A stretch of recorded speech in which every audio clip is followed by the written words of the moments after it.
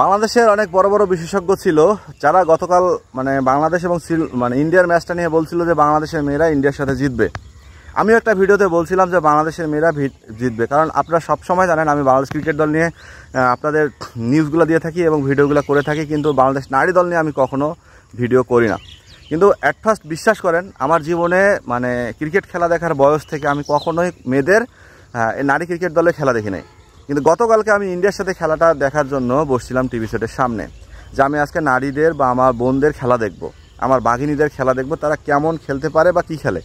আমি খেলা দেখার আগে মনে প্রাণে ডিসাইড করে নিয়েছিলাম যে বাংলাদেশ ম্যাচটা হেরে যাবে, বাংলাদেশ ম্যাচটা হারবে, কারণ ইন্ডিয়া অনেক বড় দল। হ্যাঁ, ইন্ডিয়া অনেক বড় দল, বাংলাদেশ ম্যাচটা হারবে, কিন্তু বাংলাদেশ অনেক কম্পিটিশান করে ম্যাচটা হারবে।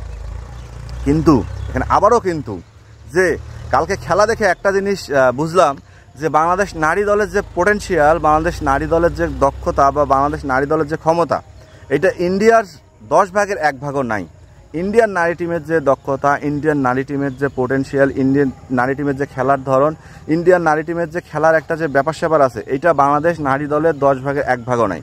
জ্যোতি নিগাররা যখন ব্যাটিংয়ে আসছে, জ্যোতি নিগাররা যখন ব্যাটিং করতেছিল, তখন তাদের ব্যাটিং পোটেনশিয়াল দেখছিলাম। 35 বল খেলে 10 রান, হ্যাঁ 11 বল খেলে 1 রান, হ্যাঁ এইরকম হচ্ছে তাদের অবস্থা। মানে তারা, আমরা ছেলেদেরকে বলি না যে তারা টেস্ট খেলতে নামছে, আসলে বাংলাদেশের নারী ক্রিকেট দলেরও সেম অবস্থা, এবং তাদের ব্যাটিং একই অবস্থা, এবং তাদের যে সক্ষমতা, তাদের যে দেখা যাচ্ছে খেলার যে একটা ধরন, আসলে এখানে টি-20 কোনো মেজাজ নাই, বা তারা মানে নামছে শুধুমাত্র নিজেদের স্টাম্প বাঁচানোর লড়াই নামছিল। যাই হোক, তাদেরকে আমি দোষ দেবো না, দোষ এখানে সম্পূর্ণ দায়ভার বিসিবিরে দিব।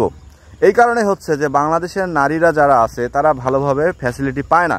আমি যতদূর জানি তারা ফ্যাসিলিটি পায় না, তারা খেলার সুযোগ পায় না, তারা ভালো কোচ পায় না, তারা ভালো কি বলবো মানে যে সুবিধাগুলো আমাদের ন্যাশনাল টিমের ক্রিকেটাররা পেয়ে থাকে তারা পায় না। এখন পাবে কিভাবে? বাংলাদেশের জাতীয় দলের যে ক্রিকেটাররা আছে, ছেলে পুরুষ দলের কথা বলতেছি, তাদেরও তো টুর্নামেন্ট নাই। নারী ক্রিকেট দলের টুর্নামেন্ট কোথা থেকে আসবে? ওই বছরে একটা টুর্নামেন্ট যেটা খেলে তারা জাতীয় দলে আসে খেলতে, হ্যাঁ একটু পারফরমেন্স করতে, তাকে জাতীয় দলে নিয়ে আসছে। এইরকমভাবে বাংলাদেশ দলের নারী দল হোক আর ক্রিকেট দল হোক, তাদের কি ভাই আসলেই খেলানো সম্ভব? মানে এভাবে খেলা সম্ভব? তাদের মধ্যে কি একটা ক্রিকেটের ভাই তো একটা জেদ লাগবে। আধুনিক ক্রিকেট মানে কি? আধুনিক ক্রিকেট আপনি ছেলে হন বা মেয়ে হন, ইন্ডিয়া কালকে 4 ওভারে 44, বাংলাদেশের 4 ওভারে 10 রানে 3 উইকেট না 4 উইকেট চলে গেছে।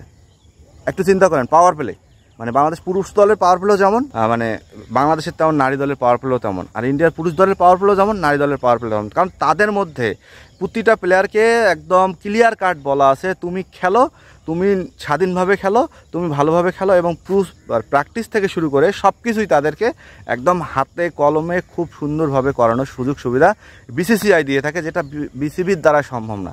বিসিবি শুধু আছে সমালোচনার জায়গা নিতে, কোথায় সমালোচনা হবে, কোথায় কি বলবে, এই হাবিটাবি করতে তাদের দিন শেষ। সো এই হচ্ছে নারী ক্রিকেট দলের অবস্থা। কালকে অনেক আশা করে টিভি সেটের সামনে বসছিলাম একটা প্রতিযোগীপূর্ণ ম্যাচ দেখতে, সেখানে বাংলাদেশ নারী ক্রিকেট দল এমন একটা ব্যাটিং ডিসপ্লে দেখাইছে। আরে ভাই, আরে বোনেরা, তোরা অন্তত 120 বলে 130 রান কর, সেটাও তারা করতে পারে নাই। মানে তাদের ব্যাটিং দেখে আমি হতবাক যে আসলে কি বিসিবি এদের জন্য কোনো ফ্যাসিলিটি রাখে, আউটডোর ইনডোর টুর্নামেন্ট রাখে? এরা কি আসলেই খেলে, নাকি এরাই ওই ঘুরপাক করে আসলে বোন, তোদের কোনো দোষ নাই, দোষ সম্পূর্ণ আমাদের। আমরা তোদের কোনো ফ্যাসিলিটি দিতে পারি নাই দেখে আজকে এই অবস্থা।